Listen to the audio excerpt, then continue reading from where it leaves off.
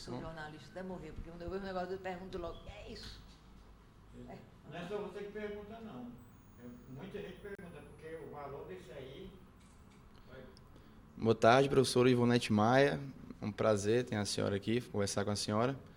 Bom, primeiramente eu queria saber da senhora qual a relevância que a senhora dá para a eleição da primeira mulher presidente do Brasil. Se a senhora ainda vê que há uma responsabilidade maior por ela ser mulher. Certamente ela fará uma grande diferença. E eu digo a você, do dia 31, a partir do discurso, depois da eleição, discurso de vitória, desde esse momento eu ouvi e vi todas as entrevistas que a Dilma, presidente eleita, concedeu às emissoras de televisão. E eu fiquei assim muito impressionada, tenho comentado com algumas pessoas, com a diferença do discurso dela, comparando este discurso, o discurso dos palanques, comparando a sua fala nos debates. Nos debates sob a pressão do tempo e sob a pressão do confronto. Nos palanques para uma plateia de grandes diferenças em termos de entendimento, até mesmo pelo volume de pessoas, pelo barulho, enfim, por tudo aquilo que é possível acontecer num palanque de grandes proporções, como foi o caso. Então, a diferença do pensamento da presidente Dilma é impressionante. E hoje eu revelo a minha grande esperança na presidência dela, pelo conteúdo, pela consistência da sua fala, o conteúdo do seu discurso, no momento em que foi foi comunicada pelo TSE a sua vitória, é um discurso de estilo consistente, de grandes compromissos com o país e com o povo brasileiro, mas sem ufanismos, entendeu? Sem exibicionismos, sem o uso de palavras ocas, nem palavras que não tenham um sentido maior. Estou muito impressionada, acho que ela está mandando para nós uma mensagem de grande esperança em que este país pode dar saltos de qualidade, porque ela, pode ser que eu espero não me enganar, mas eu tenho a impressão que ela vai tomar algumas atitudes que não serão nada agradáveis para os partidos da sua coligação. Pelo que ela diz, eu acho que ela vai ser uma presidente que vai dar prioridade à qualidade técnica dos seus auxiliares, do seu ministério, e a competência, e certamente fazendo toda aquela sutileza para politicamente agradar aos seus coligados. Mas eu tenho uma grande esperança, sou hoje uma pessoa muito orgulhosa de tê-la como presidente. E a senhora acha que ela vai ter uma administração mais firme, mais tranquila, até por ter conseguido uma maioria no Congresso? Olha, ela disse agora, quando viajou, claro que no Congresso ela vai, se ela quisesse marcar o seu governo, ela vai ter amplas condições de fazer reforma tributária, reforma política. Ela é interessante, ela é uma pessoa muito viva e muito um pouco manhosa. Quando ela disse, não, eu não penso em voltar a discutir a CPMF, o imposto do cheque. Isso é o Congresso Nacional, são os governadores que vão decidir. Ela vai ter maioria no Congresso Nacional, não é só na Câmara nem no Senado, em ambas as casas. Então, ela tem amplas condições de, sem fazer concessões, colocar na ordem do dia, estimular, enfim, a reforma política que o Lula não conseguiu fazer. Esta reforma tributária tão cobrada pelos empresários, tão cobrada por tanta gente. A reforma trabalhista, entendeu? E outras reformas que estão aí a clamar tanto tempo. Eu tenho uma grande expectativa em relação ao governo dela. E quando ela saiu agora para descansar nesses 3 dias, ela disse, segunda-feira eu vou voltar. E aí é trabalho, inclusive nos finais de semana.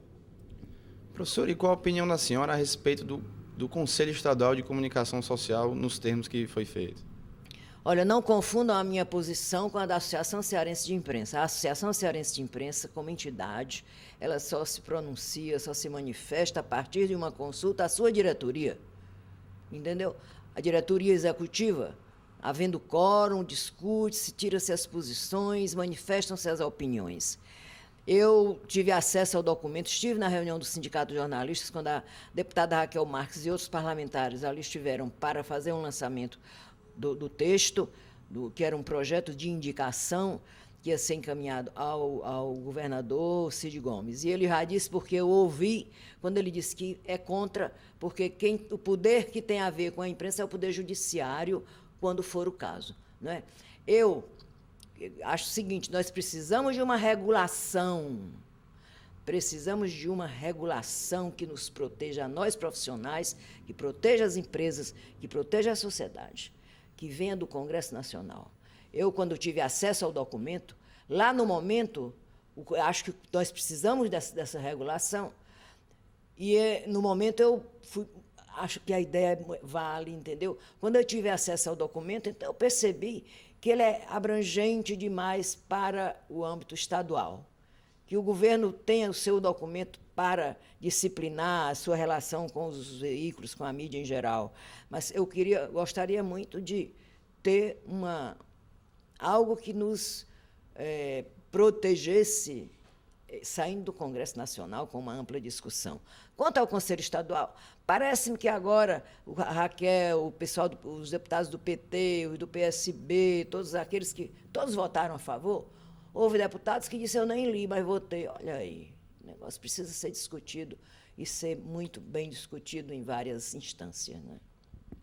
Bem, professora, a senhora citou no seu depoimento agora, falou que o jornalismo, assim como várias outras profissões, como todas as demais profissões, é fruto do seu tempo. Eu queria que a senhora falasse um pouco da função social e profissional do jornalista, especialmente nos dias de hoje. Olha, eu sempre digo que nós, jornalistas, nós somos o porta-voz daqueles que não têm chance nem de chegar à universidade, nem terminar o ensino médio, daquelas mães, daquelas mulheres que não têm chance de ver os seus filhos estudando. Nós somos os porta-vozes dos pobres. Aí as pessoas dizem, Ivonete, deixa de tolice, deixa de ingenuidade, deixa de bobagem. Mas eu acho que somos os porta-vozes daqueles que não têm como espernear, lutar para ter os seus direitos individuais respeitados, para ter os direitos sociais não afrontados, respeitados, para ter os direitos fundamentais nossos não afrontados, cumpridos, e os deveres também. Então, que vem por consequência, eu só posso cumprir o meu dever de um pagador de imposto, por exemplo, se eu tiver uma renda fruto do meu trabalho para aquele imposto interferir nesta renda. Então, são os direitos atendidos que geram os deveres. Então, nós, jornalistas, temos esse papel de acolher aqueles que não têm espaço em jornal, nem rádio, nem televisão. Nós somos jornalistas para servir. É este o papel do jornalista. Na década de 1960, quando eu comecei, na década de 2010, quando você está aqui me entrevistando, e vai ser sempre assim. Defender aqueles que não têm como se defender. Entendeu? De procurar acabar, contribuir para que a sociedade viva em paz, para cobrar dos gestores o cumprimento das suas promessas, o cumprimento das suas obrigações sociais, das suas obrigações com quem os conduziu àqueles cargos. De modo que esse é o nosso papel, é de estar metido em tudo, discutindo, polemizando, participando, sem arrogância, sem achar eu sou o dono da verdade. Mas para quê? Para que a gente dê a nossa contribuição para que o mundo seja um mundo melhor, de uma convivência melhor, de pessoas solidárias, sem soberba, sem poder de mando exagerado, sem falta de liberdade, que nós sejamos capazes de dar essa contribuição para que haja igualdade, para que haja equidade. É esse nosso papel. Nós somos missionários, entendeu? Nós somos vocacionados. Nós não somos, eu vou ser o jornalista porque eu vou ter acesso ao governador, porque eu vou ganhar dinheiro, porque eu vou ficar rico. Não, eu quero ser jornalista porque eu posso contribuir para que o mundo seja menos violento, seja melhor, para que as pessoas se entendam, entendeu? Para que haja alegria no ato de viver. Esse o meu pensamento sempre foi este. Bem, muito obrigado, professor Ivonete. Agradeço a sua participação aqui no Estação 21.